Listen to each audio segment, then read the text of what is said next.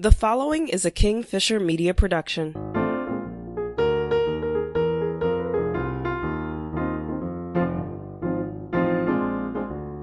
In this week's episode, we go off the rails with Amanda Nielsen. I miss a pop culture reference. AC finds himself needing a grown-up. And one shitty question brings the conversation to pot, quite literally, on this week's episode of What I Like About You. So, can I ask you guys a question? Like, how do you guys know each other? What is your relationship with each other? Oh, so you don't know? I don't know anything about you guys. Like, are you in a relationship? Yeah. We actually, we met on a podcast. Our first ever conversation with each other was her interviewing me for her, at the time, brand new podcast. Okay. And we sort of stayed in contact ever since. And yeah, we both were at the tail end of marriages that were not functioning. And we kind of just dumped the excess baggage and decided to be together. Okay. That's the 10-second version. Okay. She's probably got like some emotional texture to add to this that makes me sound like less of an asshole. Okay, let's hear it. Does your audience know this already? Have you guys gone over this already?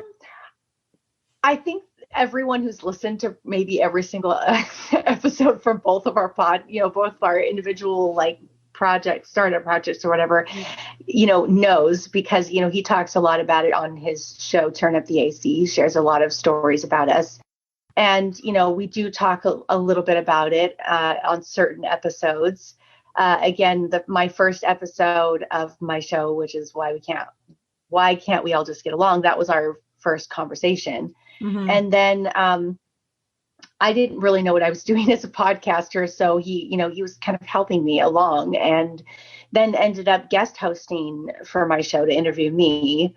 And then, it's just the show is just a part of us now. It's just podcasting is just what we do, right? And not just the podcasting, but, we really do love each other. And you guys are doing it's like a long distance relationship then. It is now, just because she's American, I'm Canadian, and we were together on the right side of the border, being the Canadian side. Mm-hmm. But she had south of the border business that had to be dealt with, and it's with the whole global pandemic, it's once you cross the border, you're stuck on whichever side you're on. So we're kind of forced into this really crappy corner where it's we're having to love each other from a long distance. Mm-hmm. And hoping that the border opens up soon enough for us, but not so soon that it's a danger to public health. Right. Yeah. Okay. Interesting. Yeah. So it's rough. AC, do you have kids? Yeah, I got two kids. My oldest is in university. My younger one, he lives with me, and that's a bit of a weird thing in itself, because his mom is also American. It's I don't know how to date Canadian women, apparently. Type. But my ex-wife, we were together 15 years or whatever. When we parted ways, she decided to go back home to New York State. So it's here my kids with me.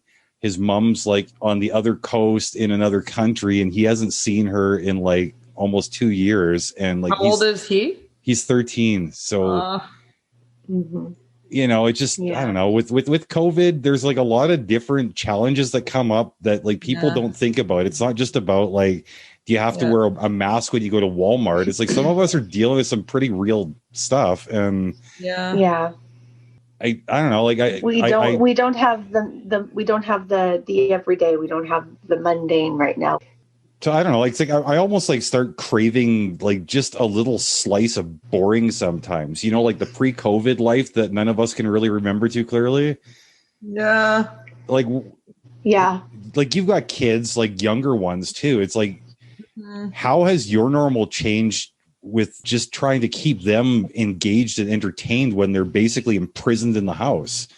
Well, the thing is like they're so little, like kids are so adaptable at that age. They don't seem to care at all. Like it doesn't, like they miss their friends, but they barely bring it up. Like Colton he's in grade 1 and he wears a mask every day and he has no issue with it. And McKenna's 4 and she just like does her life. She goes to daycare and like it's crazy. And like on the weekends, there's nothing to do, especially because it's so cold out. Like, so we just stay home and they don't mind. Meanwhile, I'm like pulling my hair out, like, we need to see people. And they're like, it's fine. Like jumping on the couch and like, they don't care. Like I think it's actually, I'm kind of grateful the kids are so little that it's not really affecting them so much. Like if anything, it's affecting us, but it's just given us a lot of family time. And I don't know, like I have my like roller coaster of emotions. Sometimes I'm happy. Sometimes I hate it.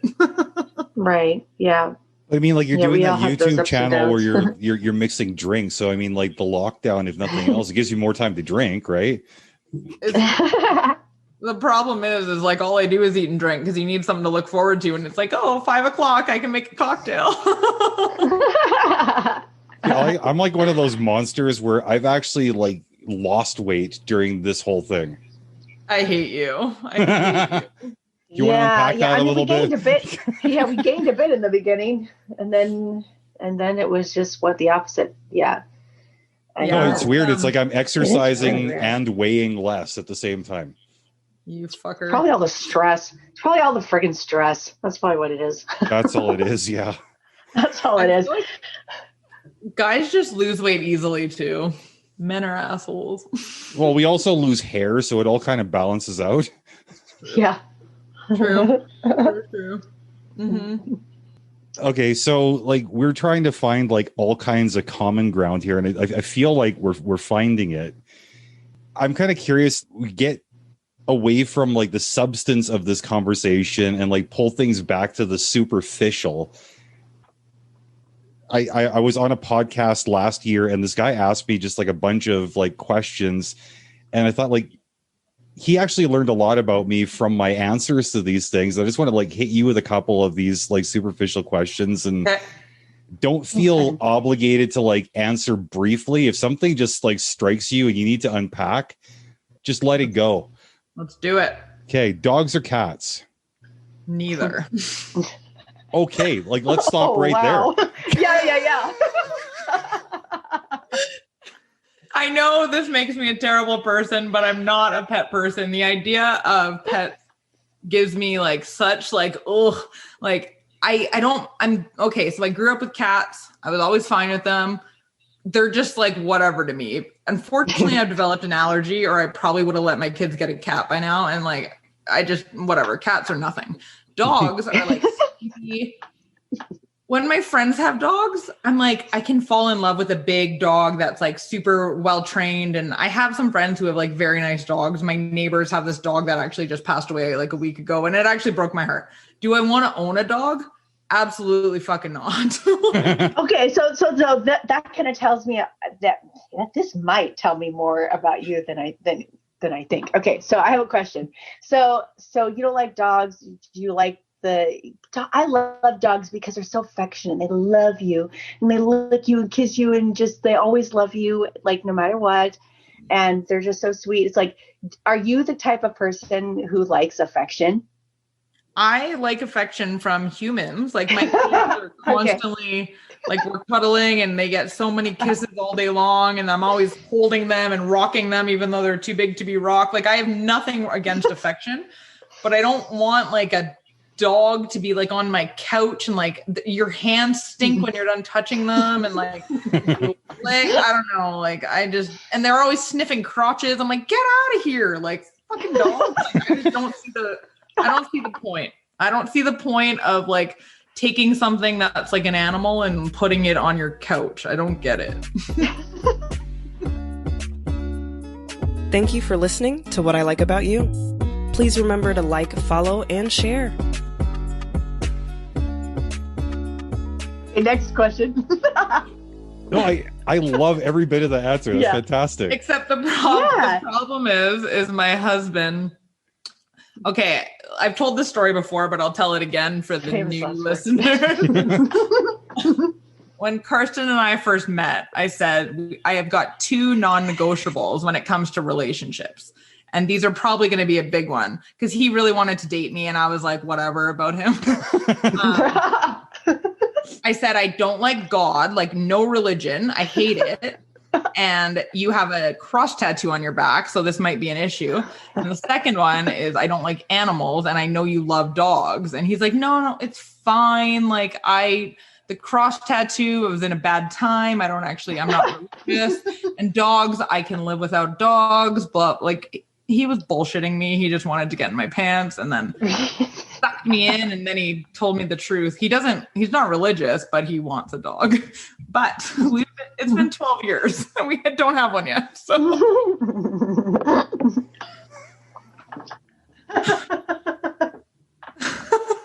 Yeah, I'm not judging. This is just painting a picture it's becoming more clear now. I don't care. I deserve to. No, it's like I'm openly judging you. I'm not going to hide from it.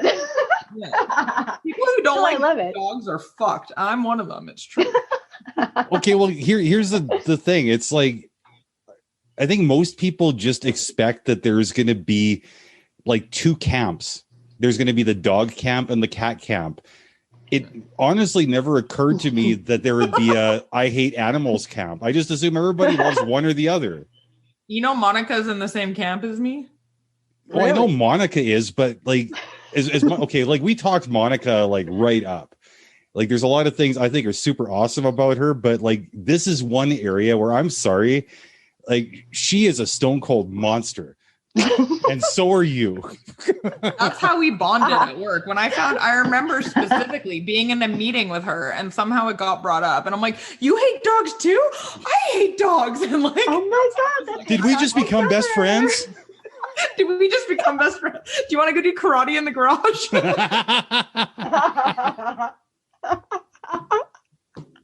Pretty much. Oh my God. That's brilliant. No, but what did you drink though? What did you say? Oh, I said, but what did you drink? What did we drink?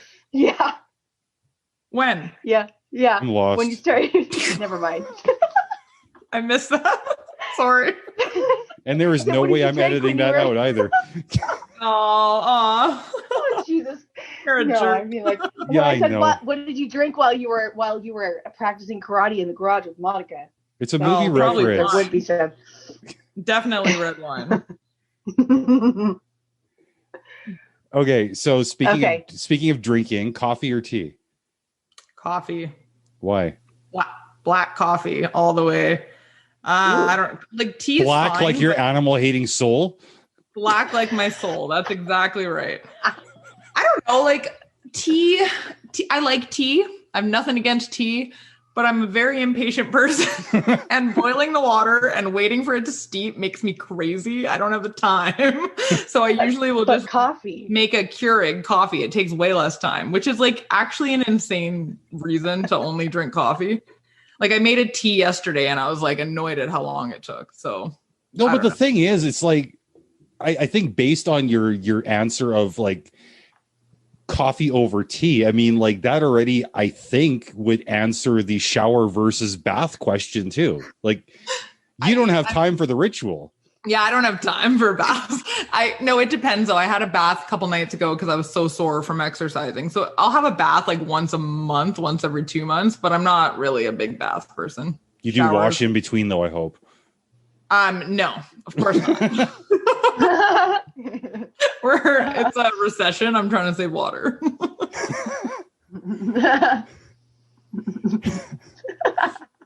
God, like I had like some questions that were like so clear in my mind and they're just gone now. Okay, Kate. I've written better notes. I saw your notepad. I've added to the notes. I've got your name and the name of your podcasts. Nice. You're so prepared. I love it. Yeah. I've also got a pen that's not open. That's good. Alexis, please save me here. Okay. What do you got? Okay. Cake or pie? Pie. Yeah? Definitely pie. I'm not really a cake person. I actually hated sweets until I got pregnant. And then I Now I do like sweets, but I will always pick pie over cake. Always. I was like that too. I Really? didn't like anything sweet until I got pregnant. Yeah.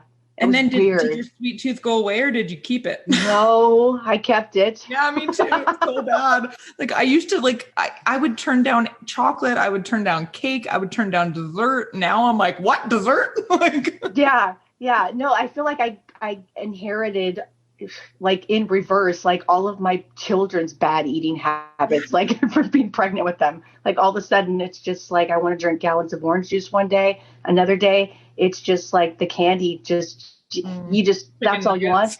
And then, and then with my son, it's the cream puffs. That's what he likes. And it's like, God damn it, I can't have those either. So it's like, it's that constant battle, but that's kind of funny. Yeah. Okay, no more childbirth stories, I promise. Okay, so like Alexis and I have spent a lot of nights like just eating candy and snacks in bed while watching Netflix. Like we will eat snack food and junk food like children that don't have adult supervision. Yes. Like, give me a picture of what it looks like. What do you eat? Like Star Trek is on. I've got Starburst. There's all dressed potato chips there. Nice. There's whatever the fuck. Caramel rice puffs. Yeah. Gluten-free chocolate chip cookies. Well, you gotta be gluten-free, obviously. We're health folks. Miniature Snickers bars. Yeah. Those are all delicious. Zesty Doritos. Oh, those are candy canes, like not at Christmas time. Yeah. Gross. It's like, but I mean, if we're feeling really brave, then it'll be like, cheese and crackers. Oh, like a charcuterie. Like in addition. Well, it's the thing, and it's like we'll have like all of this stuff on the bed, and it's like, oh, I'm craving pudding, and I'll go grab like a pudding cup. Then there's like the snack pack in the mix too. So can I ask? Are we binge eaters? Sounds like if you guys are watching TV, why do you choose to watch in the bed? Like, isn't it? Especially if you're gonna have food, why wouldn't you do it in the living room with like a coffee table so you could like? Are your bed sheets just covered in food? Yeah, pretty much. And like, we were living in this like really crappy place like before we moved from BC, and it's like, we. Like the only place we had for the TV was the bedroom. We didn't really have a living room per se. Like this is the life of poor people, right? And so it's like my kid, like he had his TV in his room. We had a TV in our room, and it's like everybody would sort of meet in the kitchen, like when they're like rummaging for snacks and whatnot. But I don't know. I don't really feel too poor when I think about that, though. I don't feel too poor. Like sometimes I feel like it's like the modern version of like, Roman times where like, we've got the bowl of grapes and we're just so happy. You know what? I think that's really awesome that you think that way. The like crazy side of me is like, oh my God, your bed must have been so full of crumbs. Like, oh yeah, 100% it was. Yeah. It's like when we would go, like sometimes, like it's like we'd finish like this big like junk food hoedown, binge, and then it's like, okay, it's time to like start winding down and go to sleep, and like we fold the blankets back and like sweeping our hands across the sheets, and I'm like laughing. It's like, oh, you got like a pretzel stuck to your back, and like things like that. Scooping up the pudding with your finger. Yeah, pretty much. Like this isn't every night, but yeah. No, but usually, we're sitting there, we're watching Star Trek or we're reading or something, but there's food. And eventually he'll start groaning and moaning like he can't stop. And he'll just be like, I need a grown up. You are listening to What I Like About You. Please remember to like, follow, and share. No, it's too. She'll like take my snacks away from me, start rolling the bag shut. And like I'm reaching for it as she's pulling it away, and she's got to slap my hands. It's like my tummy hurts, but I've got like zero self-control. Like one of my catchphrases for my inner circle is always like, I'm a weak man. Like I cannot resist temptation of any kind. So like, this is the guy who's also lost weight during the pandemic is telling me that he's binge eating constantly, and it makes me want to punch you. Well, see, this is the fun thing because like I'm at like an age where it's like I cannot successfully or productively digest anything. Like literally everything I put in my mouth disagrees with me. And like maybe this You're is like a bit on the- personal for a podcast, but like I love it. an average day for me involves minimum 5 bowel movements. Are they like good, healthy ones, or like are Oh they yeah, like like messy? full clean out. We're talking like torpedoes away. I'm jealous, man. I poop like once every few days. I got major pooping issues. How do you do it? It's terrible. That's why I'm a bitch. Maybe I'd like animals more if I poop more often. Okay. So I always label myself somebody who's, more or less kind of fucked up, kind of on the spectrum of being fucked up, right? But one thing I'm very, very proud of is my regular bowel movements. But I'm going to tell you, it took a lot of work to get there. Can you walk me through it? Like, or maybe you could send me an email. Is there a step-by-step guide? Like, I need help, man. It's like I'll have like a honestly thinking of writing a book. Today I had like a really good poop, and I'm like, is this what it feels like to like have a normal poop? Like I have those thoughts when I poop normally. Like it's crazy. Yeah, I don't know. I didn't really like know what I was doing. It just like lined up, and then I realized like, oh, I'm eating this and this and this now, and I cut that shit out, and like now it's just this nice, lovely one in the morning, and then we're good to go all day. That is like my dream. If I ever get there, I'll let you know. But I'm working towards it. That was one of like the earlier conversations I had with Alexis, where it's just like it kind of caught me off guard, like how transparent she was about her pooping habits, because she was talking about how like every day starts off with, and I quote, a Dr. Oz approved S-shaped whatever, end quote. That's amazing. I love it.